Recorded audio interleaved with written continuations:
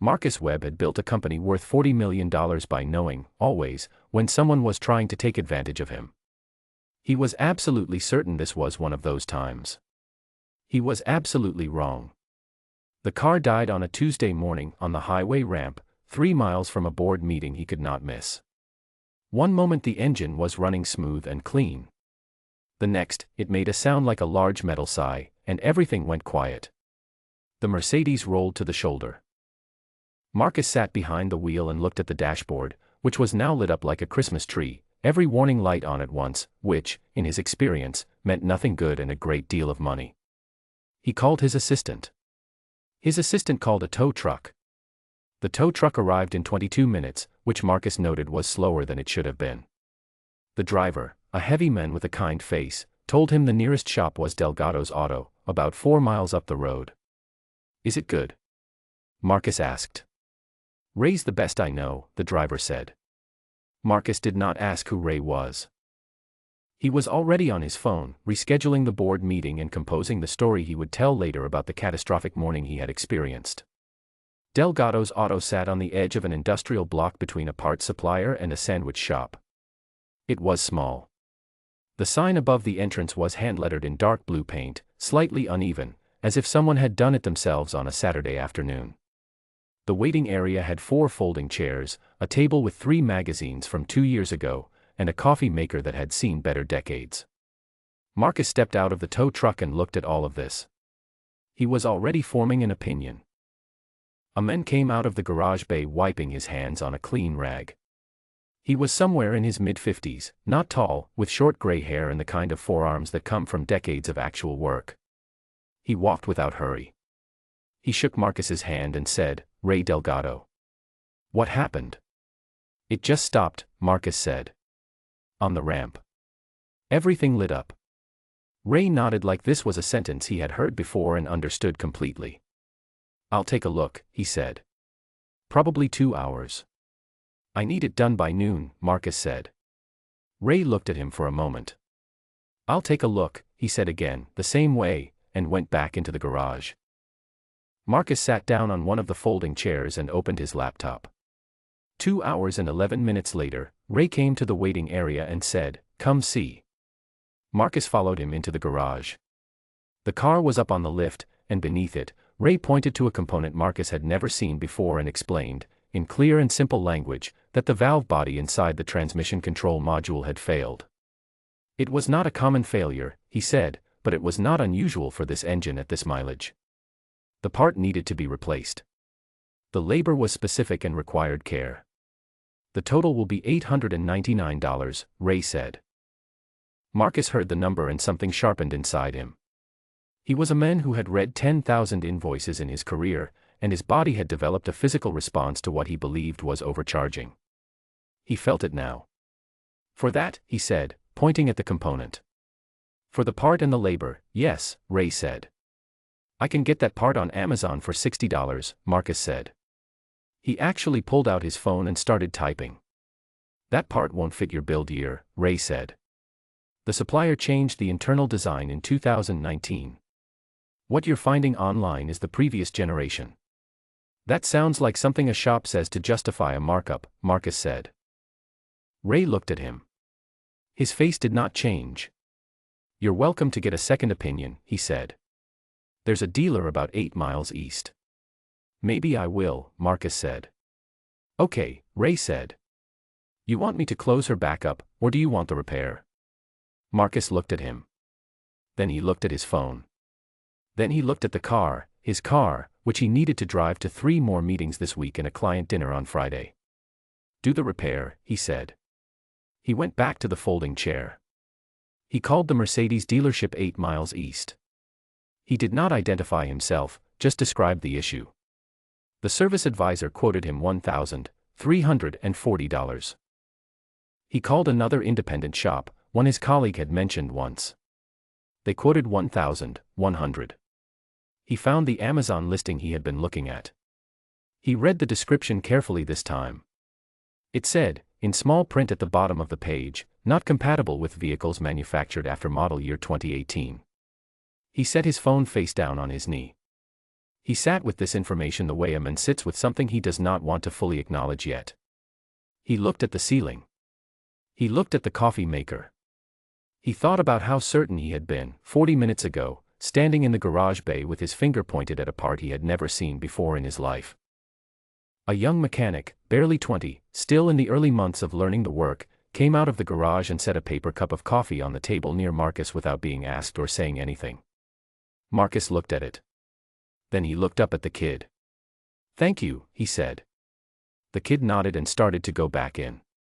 Then he stopped. He seemed to be deciding something. "Ray spent 2 hours on the phone this morning," he said, not looking directly at Marcus. "Finding a rebuilt OEM unit from a specialty supplier. Standard channel, the part alone would have been over $1,200. He sourced it cheaper to keep your total down." Then he went back into the garage. Marcus did not move for a moment. He picked up the coffee.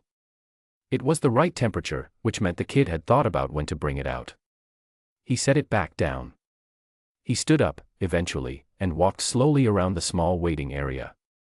There was not much to look at. A bulletin board with business cards pinned to it. A calendar from an auto parts company. A small shelf with bottles of windshield fluid for sale. And then, on the wall beside the door to the garage, a collection of framed things. He moved closer. The first was a certificate. ASE Master Technician. The name on it was Raymond Delgado. The date was from 21 years ago, which meant Ray had held that certification for over 2 decades. The second was a commendation letter from the City Transit Authority, thanking Delgado's Auto for outstanding fleet maintenance service over a 5-year contract. The third was a photograph. Ray, younger, in an army uniform, standing in front of a large military vehicle somewhere dusty and far away.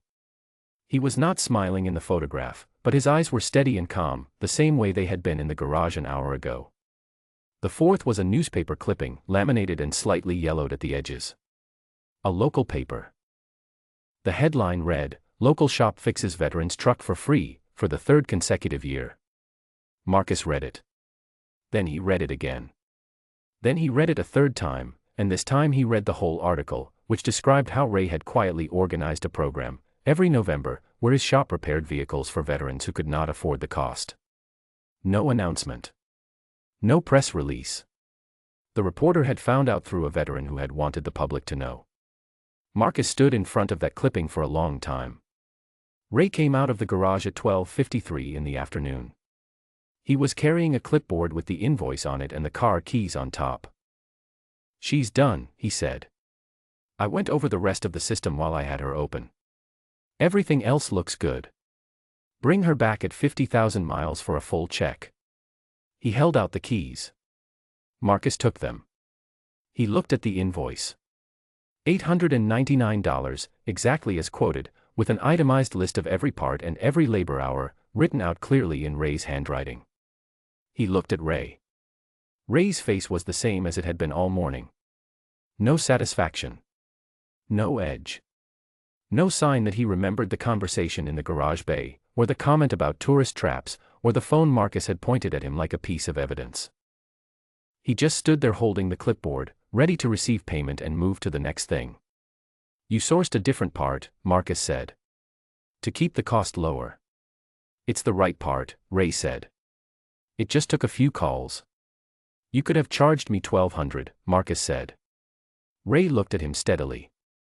"I charged you what the job cost," he said. "That's how I do it." Marcus paid the $899. Then he opened his wallet and took out $300 in cash. He set it on the counter. Ray looked at it. "That's not necessary," he said. "I know," Marcus said. He did not explain the cash. He did not make a speech about what he had learned or how wrong he had been or how the morning had changed his thinking.